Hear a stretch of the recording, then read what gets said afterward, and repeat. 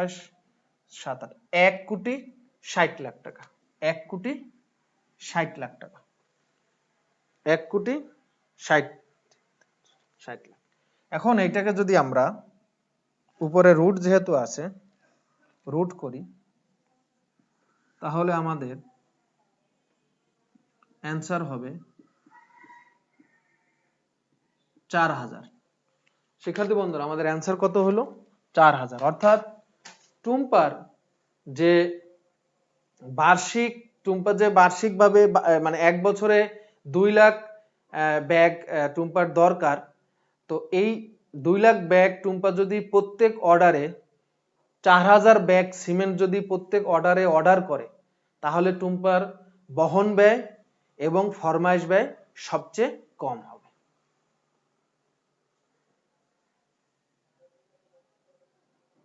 বন্ধুরা, এখানে দেখো আরেকটা প্রশ্ন আমি দিয়ে রাখছি, এই যে নিচে ফরমায়েশ সংখ্যা নির্ণয় করো। আমরা কিন্তু মাত্র কি বের করলাম শিক্ষার্থী বন্ধুরা, আমরা মাত্র বের করলাম টুম্পা প্রত্যেক অর্ডারে কতটি সিমেন্টের ব্যাগ ফরমায়েশ বা অর্ডার করবে, 4000। তাহলে একটা অর্ডারে যদি 4000 পরিমাণ সিমেন্ট অর্ডার করে পার অর্ডার, এক অর্ডারে, তাহলে মোট কয়টা অর্ডার লাগবে এই 2 লাখ ব্যাগ সিমেন্টের জন্য? তাহলে এটা খুবই সহজ একটা সূত্র আছে যেটাকে আমরা বলি ফরমায়েশ সংখ্যা। ফরমায়েশ সংখ্যা দেখো সূত্রটা আমরা এখানে পেয়ে গেছি, নিচে দেখো ফরমায়েশ সংখ্যা বের করার সূত্র হলো বার্ষিক চাহিদা ভাগ মিতব্যয়ী ফরমায়েশ পরিমাণ, এ ভাগ ইউ কিউ।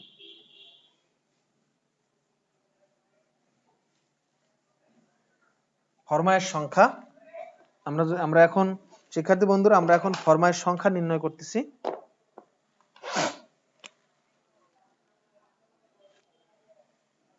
ফরমায়েশ সংখ্যা এখন আমরা নির্ণয় করব।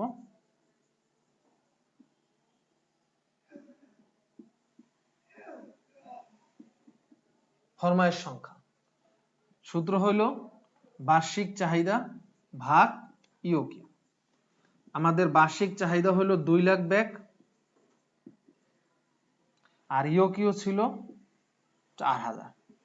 তাহলে মোট 2 লাখ ব্যাগ সিমেন্ট পেতে জনাব টুম্পার কয়টি অর্ডার লাগবে? মোট 50টি অর্ডার, মানে 50 বার তাকে অর্ডার করতে হবে, 50টি বা 50 বার, মোট 50 বার বা 50টি অর্ডার তার করতে হবে এই টোটাল 2 লাখ ব্যাগ পেতে হলে। তাহলে এটা হলো ফরমায়েশ সংখ্যা বের করার কৌশল।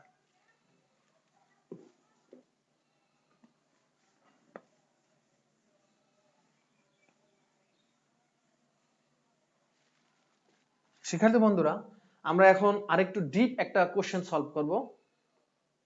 দেখো এখানে কিছু প্রশ্ন তোমরা দেখতে পাচ্ছ, এই প্রশ্নগুলো আমরা এখন সলভ করব। একটি শিল্প প্রতিষ্ঠানে বছরে 5000, আমি একটু বড় করে দিই শিক্ষার্থী বন্ধুরা তাহলে তোমরা বুঝতে পারবা, এখানে একটু ছোট করে আছে, এই যে আমি একটু বড় করে দিলাম। এখন আমরা একটু পড়ি, হ্যাঁ। একটি শিল্প প্রতিষ্ঠানে বছরে 5000 বল বেয়ারিং প্রয়োজন, এক বছরে 5000 বল বেয়ারিং প্রয়োজন, ওই যে সাইকেল বা পার্টস পার্টির যে দোকানগুলো আছে না সেগুলো। প্রত্যেক বেয়ারিং এর দাম 75, একটা বেয়ারিং এর দাম 75 টাকা এবং বহন খরচ প্রতি একক ব্যয়ের 10%। বহন খরচ হলো প্রতি একক ব্যয়, মানে এক পিসের দাম 75 টাকা, তাহলে বহন খরচ হলো তার 10%, মানে 75 গুণ 10%, 7.5 টাকা। ফরমায়েশ ব্যয় প্রতি অর্ডারে 150 টাকা। মিতব্যয়ী ফরমায়েশ পরিমাণ নির্ণয় করো। তাহলে আমরা এটা পারবো। উপরে হবে 2 গুণ 5000 গুণ 150 ভাগ 7.5। কেন 7.5? কারণ বহন ব্যয় সরাসরি দেওয়া নাই, বহন ব্যয় বলছে একক মূল্যের 10%, একক প্রতি মূল্য, মানে প্রত্যেক বেয়ারিং এর দাম আমাদের দেওয়া আছে 75 টাকা, এই 75 এর গুণ 10% 7.5 টাকা। এখন আমরা আরেকটা প্রবলেম দেখি, উদাহরণ 4 দেখো একটা প্রবলেম আছে। একটি কোম্পানি প্রতি মাসে 1000 একক মাল ব্যবহার করে। প্রতি মাসে কত একক মাল ব্যবহার করে? 1000 প্রতি মাসে বলছে। আমাদের এ মানে কি ছিল? এ মানে ছিল বার্ষিক চাহিদা। তাহলে 1000 যদি হয় এক মাসে, তাহলে বার্ষিক চাহিদা কত হবে?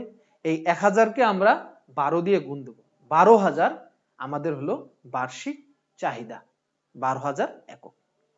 ফরমায়েশ দেওয়ার জন্য ফরমায়েশ প্রতি ব্যয় 20 টাকা, মানে ও এর মান একক মাল প্রতি মাল বহনের জন্য ব্যয় হয় 2 টাকা, মানে সি এর মান মালের ক্রয় মূল্য একক প্রতি 80 টাকা। এই যে দেখো এই 80 টাকা যে দেওয়া আছে নিচে দেখো, নিচে এই যে এই পাশে যে নিচে 80 টাকা দেওয়া আছে, সরি এই পাশে যে নিচে 80 টাকা দেওয়া আছে, এই 80 টাকার কিন্তু এখানে কোনো দরকারই নেই শিক্ষার্থী বন্ধুরা। এটা তোমাদেরকে দেশে মূলত দেওয়া হয়েছে বিভ্রান্ত করার জন্য। এটা তোমাদেরকে দেওয়া হয়েছে কিসের জন্য? বিভ্রান্ত করার জন্য। এই 80 টাকার অঙ্কে আমাদের কোনো দরকার নেই। যদি দরকার হতো ওই 2 নম্বরের মতো যদি বলতো, 2 নম্বরের মতো যদি পার্সেন্ট দেওয়া হতো। এখানে তো আমাদের সরাসরি সি এর মান দেওয়াই আছে 2 টাকা। তাহলে কিভাবে আমরা সলভ করব? 2 গুণ 12000, 1000 হলো মাসিক, 12 দিয়ে গুণ দিয়ে 12000 এ এর মান, গুণ ও এর মান আমাদের কত দেওয়া আছে বন্ধুরা? দেখো 20 টাকা, আর ভাগ দেবো কত দিয়ে? 2 দিয়ে। তাহলে এভাবে আমরা এটা কি সলভ করতে পারবো? আমার বিশ্বাস অবশ্যই পারবো। তাহলে এবার আমরা আরেকটা গাণিতিক সমস্যা দেখি শিক্ষার্থী বন্ধুরা, একেবারে রিয়েল আমাদের একটা গাণিতিক সমস্যা আমরা এখন দেখি।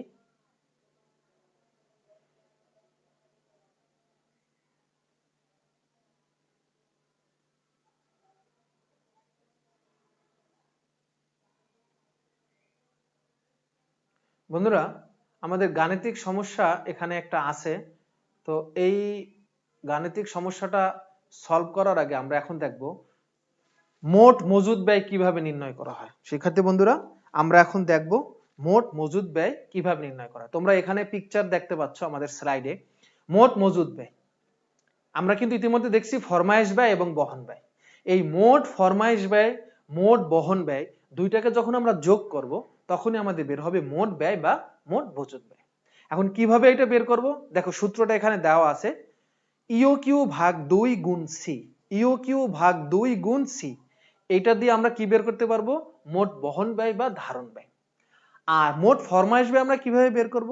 এ ভাগ ইও গুণ ও, নিচে দেওয়া আছে এ ভাগ ইও গুণ ও, এভাবে আমরা বের করতে পারবো মোট ফরমায়েশ ব্যয়।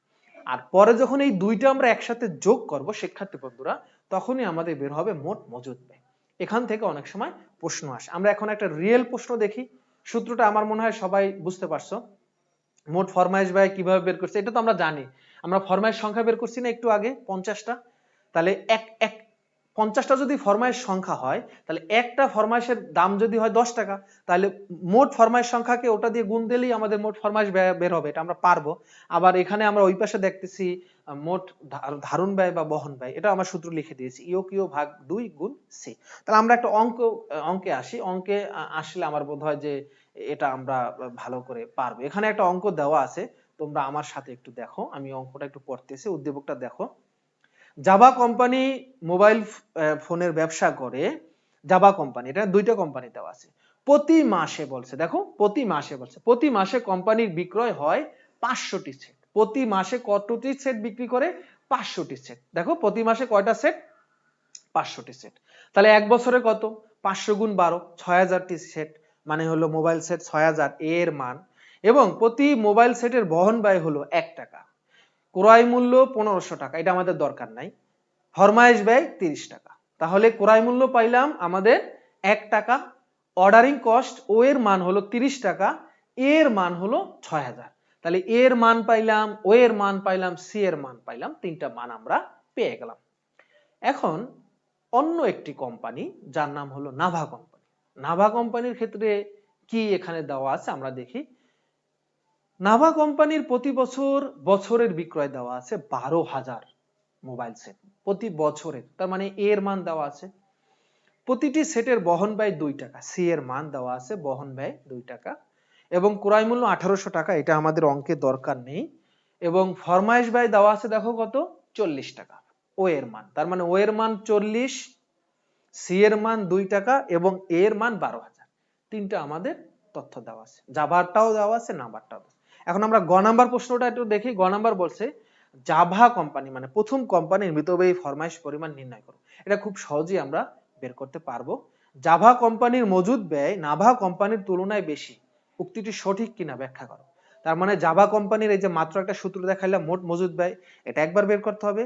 আবার নাভা কোম্পানির মিতব্যয়ী ফরমায়েশ পরিমাণ বের করার পর ওইটারও আবার মোট মজুদ ব্যয় বের করার পর আমাদের তুলনা করে দেখতে হবে যে আসলে জাভা কোম্পানির মজুদ ব্যয় নাভা কোম্পানির তুলনায় বেশি, প্রশ্নটি সঠিক বা স্টেটমেন্টটা ট্রু। তাহলে আমরা উদ্দীপকটা একটু সলভ করব বন্ধুরা, তোমরা আমাদের সাথেই থাকবা।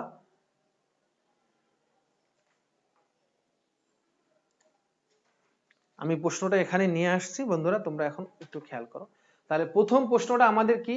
জাভা কোম্পানির মিতব্যয়ী ফরমায়েশ পরিমাণ নির্ণয় করো। তাহলে আমরা এখানে সামনে জাভা লিখে দেই।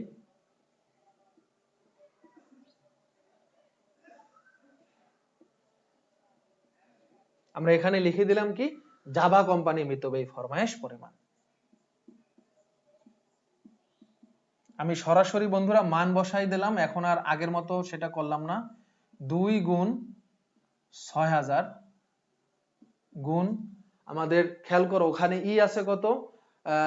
প্রতি মাসে বিক্রি করে 500, এ আমি 6000 কেন লিখলাম, প্রতি মাসে হলো 500, তাহলে এক বছরে কত, 500 গুণ 12, 500 দিয়ে 12 কে গুণ দিলাম, এক মাসের দেওয়া আছে 500, তাহলে এক বছরে হলো কত, 6000।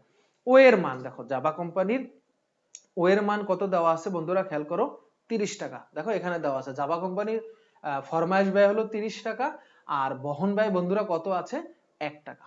তাহলে এখানে লিখলাম 30, এখানে লিখলাম 1। আমি একসাথে বের করে দিচ্ছি মান, আমাদের সময় যেহেতু সংক্ষিপ্ত, আমি একসাথেই করে দিই, 2 গুণ 6000 30, 6টি মোবাইল সেট। অ্যান্সার আমাদের বের হয়ে গেল বন্ধুরা 6টি মোবাইল সেট। আমাদের অ্যান্সার বের হয়ে গেল 6টি মোবাইল সেট, 600 মোবাইল সেট। আমাদের অ্যান্সার কত বের হয়ে গেল, 600। অর্থাৎ জাভা কোম্পানি যদি প্রত্যেক অর্ডারে 600টি করে মোবাইল সেট অর্ডার দেয়, তার যে ইটা অর্থাৎ ব্যয়টা সর্বনিম্ন হবে, অর্থাৎ এইটাই হলো ইকোনমিক অর্ডার কোয়ান্টিটি বা মিতব্যয়ী ফরমাশ পরিমাণ। এখন বড় ঘয় কোশ্চেন হলো যে এখানে বলছে জাভা কোম্পানির মোট মজুদ ব্যয় নাভা কোম্পানির চেয়ে বেশি। তাহলে আমি ঘটা একটু এখানেই শুরু করে দিই, ঘ নাম্বারটা বন্ধুরা আমি এখানে শুরু করে দিলাম। তাহলে আমাদের দুইটা কোম্পানির কি বের করতে হবে, মোট মজুদ ব্যয়। তাহলে আমি লিখি প্রথমে জাভা কোম্পানির মোট মজুদ ব্যয় আমরা এখন নির্ণয় করব। তাহলে মোট মজুদ ব্যয়ের সূত্রটা জানো কি ছিল বন্ধুরা, মোট মজুদ ব্যয় নির্ণয়ের সূত্র কি ছিল, মোট বহন ব্যয় প্লাস মোট ফরমাইশ ব্যয়। মোট বহন ব্যয় কিভাবে বের করব, আমরা সূত্র কিন্তু একটু আগে জেনেছি, যারা এখনো সূত্রটি জানো না তারা আবার দেখে নাও, যারা সূত্রটি এখনো বুঝতে পারছো না, একটু আগে আমি দেখিয়েছি, প্রয়োজনে আবার দেখে নাও।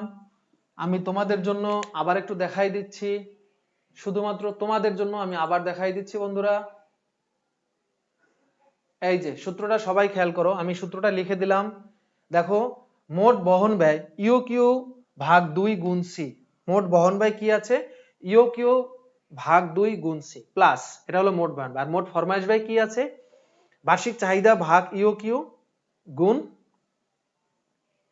ও, ও মানে কি, ফরমাইশ ব্যয়। তাহলে এটা আমাদের তোমরা বুঝতে পারলা। তাহলে আমরা আবার একটু সূত্রে আসি বন্ধুরা, সূত্রটা আমরা আবার দেখি, সূত্রটা আমাদের দেখা হয়েছে। তাহলে আমরা এখন অঙ্কটা শুরু করি। শিক্ষার্থী বন্ধুরা সবাই খেয়াল করো,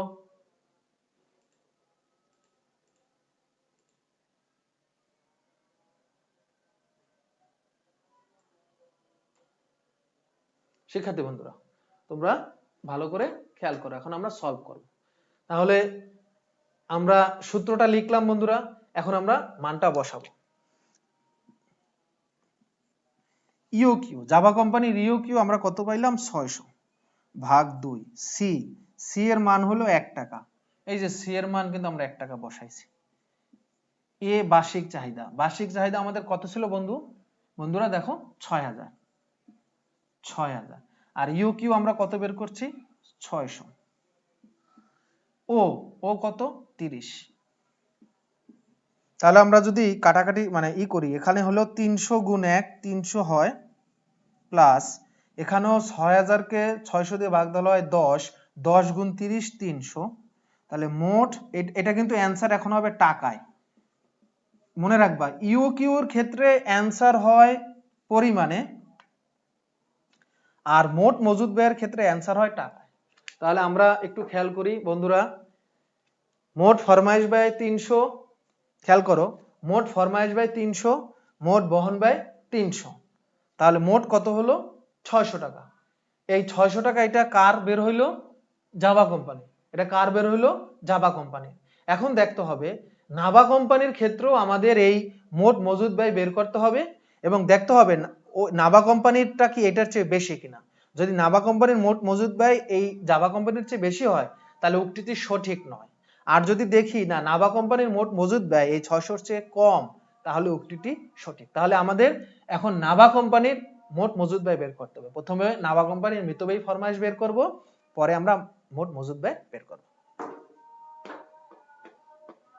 তাহলে এখানে জাভার জায়গায় আমরা এখন বন্ধুরা লিখতে পারি নাভা, এখানেও জাভার জায়গায় আমরা লিখতে পারি নাভা, নাভা কোম্পানি। তাহলে নাভা কোম্পানির এই সূত্র মানটা চেঞ্জ হবে বন্ধুরা, আমি মানটা এখানে চেঞ্জ করে রাখলাম, এখানেও চেঞ্জ হবে, এখানেও চেঞ্জ হবে, যেখানে যেখানে চেঞ্জ হবে আমি মুছে দিলাম, যাতে তোমরা উদ্দীপকটা একটু পড়ো তো বন্ধুরা, এই যে পাশে উদ্দীপকটা আছে, তোমরা উদ্দীপকটা একটু পড়ো তো।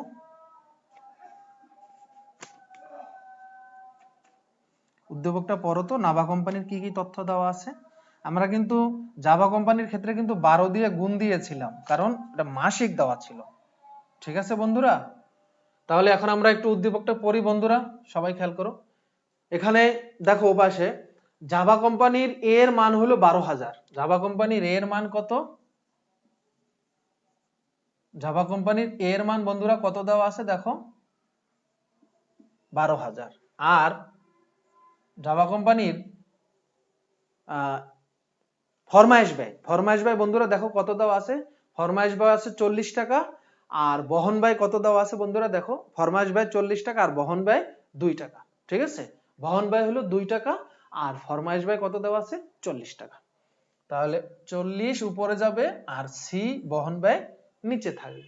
তাহলে আমরা একটু ক্যালকুলেটর এটা করে ফেলি, কত হয়, 2 গুণ 12,000 গুণ 40 ভাগ 2 রুট ওভার অ্যান্সার। তাহলে আমাদের অ্যান্সার আসে 692.82। 692.82টি মোবাইল সেট, 692.82। তাহলে এখন যেহেতু আমরা এটা কি পেলাম, এটা আমরা পেলাম, এটা পেলাম নাভা কোম্পানির ইওকিউ, নাভা কোম্পানির ইওকিউ, ইকোনমিক অর্ডার কোয়ান্টিটি। এখন আমরা কি বের করব, নাভা কোম্পানির মোট মজুদ ব্যয়। তাহলে ইওকিউর মান আমরা এখানে লিখব 692.82। এখানে আমাদের বার্ষিক চাহিদা হলো 12,000, ইওকিউ হলো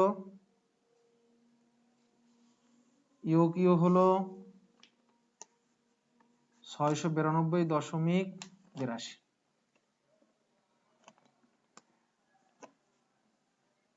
আচ্ছা, সি হলো 2 টাকা আর ও হলো 40 টাকা। ঠিক আছে বন্ধুরা, দেখো আমরা মানগুলো বসাইলাম, ইওকিউ বসাইলাম সূত্রের 2, আমাদের সি এর মান 2, এরপর হলো এ মানে 12,000 বার্ষিক চাহিদা, ইওকিউ এখানে বসাইলাম, এরপর হলো ও হলো 40, এই যে 40। তাহলে আমরা এখন একটু ক্যালকুলেটরে দেখি কত আসে। 692.82 ভাগ 2 গুণ 2, এটা ওইটাই রইলো, যেহেতু 2 2 কাটাকাটি যায়, 692.82। ওপাশে কত আসে আমরা একটু দেখি বন্ধুরা।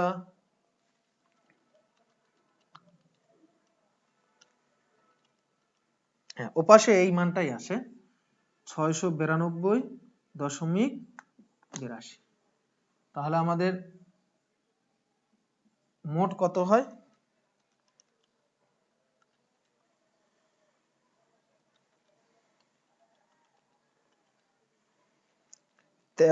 692.82 আমাদের কত হয় 1385.64 টাকা। 1385.64 টাকা। আর ওরটা জানো কত ছিল বন্ধুরা, ওরটা ছিল 600 টাকা। এটা কার ছিল, এটা ছিল জাভা বন্ধুরা, এটা ছিল জাভার, আর এটা হলো নাভা। নাভারটা মোট কত বের হলো, নাভারটা বন্ধুরা খেয়াল করো, বন্ধুরা একটু খেয়াল করো, আমরা ক্লাসটা এখনই শেষ করে দেব।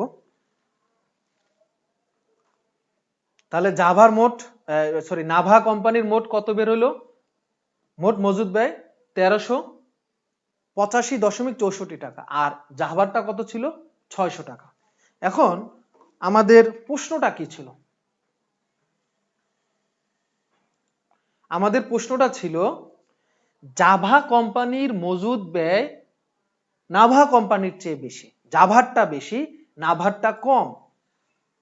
কিন্তু আমরা দেখছি কি, আমরা দেখছি যে জাভারটা বেশি না, আমরা দেখতেছি জাভারটা কম, নাভার মজুদ ব্যয় বেশি। তার